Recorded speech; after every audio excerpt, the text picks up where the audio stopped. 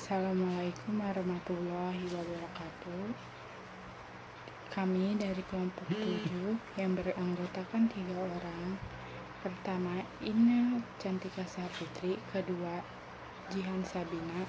Ketiga, saya sendiri, Syafira Winutan, ingin menjelaskan ruang lingkup dan pembidangan studi Islam. Pengertian ruang lingkup studi Islam.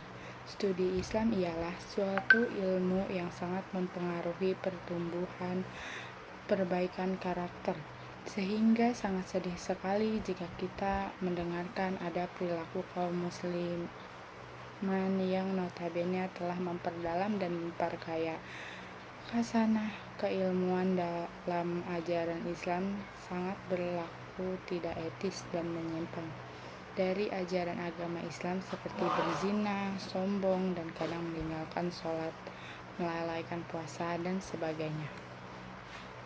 Ruang lingkup ajaran Islam. 1. Studi area.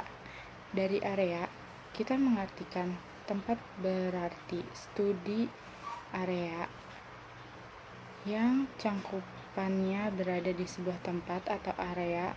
Lalu setelah itu mereka para studi area menerapkan terhadap dirinya sendiri, seperti seorang ketua OSIS mengadakan studi banding pada OSIS yang lebih terkenal dengan OSIS sekolahnya, yang bertujuan juga sebagai belajar menggali ilmu pengetahuan dan pengalaman demi menggapai tujuan OSIS yang sama.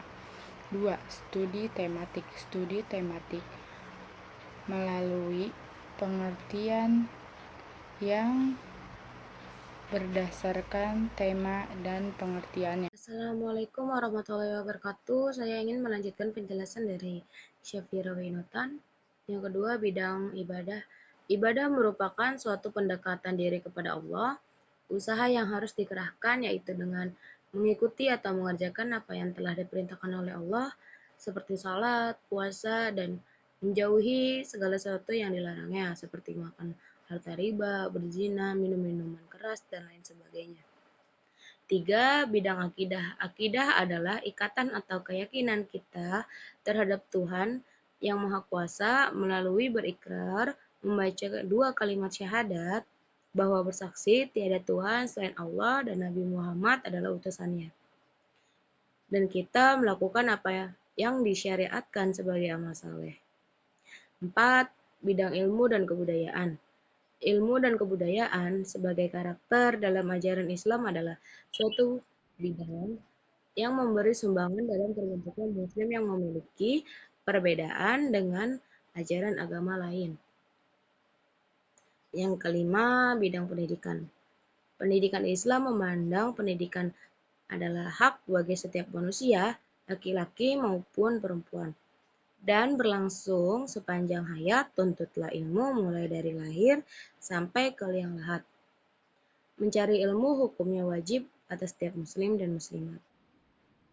Yang keenam, bidang sosial. Dalam bidang sosial ini, manusia bisa menjunjung tinggi tolong-menolong, saling menasihati, kawanan, tenggang rasa maupun kebersamaan. Dalam al-hadis mungkin sering kita jumpai atau pernah mendengarkan para mubalik, ustaz, atau kiai yang isinya agar kita memperhatikan tetangga yang berada di sebelah.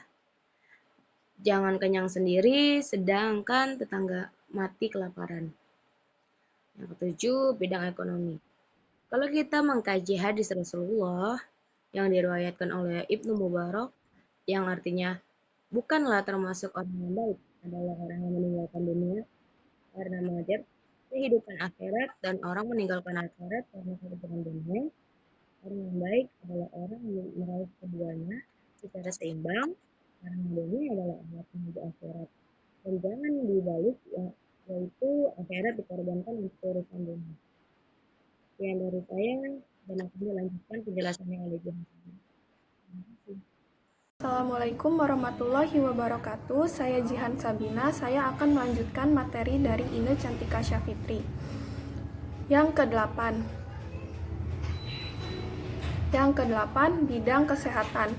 Menurut kami, dalam ajaran Islam sangatlah berbahaya jika pada ajarannya oleh sebagian orang diabaikan dampaknya, yaitu bagi kesehatan. Hadis sudah banyak mengajarkan kepada kita seperti an-nazafatu minal iman. Di sana sudah jelas bahwa ketika sebagian orang melalaikan kebersihan, maka tidak bisa kita pungkiri kalau di daerah tersebut ada banyak nyamuk, lalat, dan semacamnya yang biasa kita duduk atau makan santai, malah binatang-binatangnya mengganggu kita. Yang kesembilan, bidang politik. Ciri ajaran Islam dalam bagian politik dalam Al-Quran seperti mematuhi uli amri, atau kalau di Indonesia bisa disebut pejabat atau pengusaha di bidang politik. Dalam hal ini Islam mengajarkan kita mentaati secara kritis, yaitu ketaatan yang didasarkan pada tolak ukur kebenaran dari Tuhan. Yang ke-10, bidang pekerjaan. Pekerjaan merupakan ibadah kepada Tuhan yang Maha Kuasa. Oleh karena itu, dalam situasi bekerja, kita janganlah sampai melupakan Tuhan, karena Dialah kaya akan malaikat, yang mana para malaikat sendiri memiliki tugas sendiri seperti mencatat amal manusia. Dalam hal ini, marilah kita bekerja yang sesuai dengan ajaran Islam, seperti ketika kita berdagang, janganlah kita mencuri timbangan. Bekerja kita didasarkan pada sebuah kata atau hadis, khairu annas anfa'uhum li'annas, agar selalu pekerjaan kita diridhoi Tuhan Sang Pencipta. Yang ke-11, Islam sebagai disiplin ilmu. Menurut Peraturan Materi Agama Republik Indonesia pada tahun 1985, bahwa yang termasuk disiplin ilmu keislaman adalah Al-Quran atau tafsir, hadis atau ilmu hadis, Islam kalam, filsafat, tasawuf, hukum Islam atau fikih, sejarah kebudayaan Islam, serta pendidikan agama Islam. Dalam negara Republik Indonesia begitu sangat perhatiannya pemerintah terhadap ajaran agama Islam, sehingga dibentuklah peraturan. Walaupun di negara Indonesia tidak seluruhnya berasaskan ajaran agama Islam, tapi berasaskan ajaran berasaskan Pancasila, tapi dengan diberlakukan sebagian ajaran Islam, sangatlah nyaman kita hidup, karena Islam mengajarkan adil, perhatian terhadap sesama, toleransi terhadap agama, dan lain sebagainya. Terima kasih. Sekian dari kelompok 7. Wassalamualaikum warahmatullahi wabarakatuh.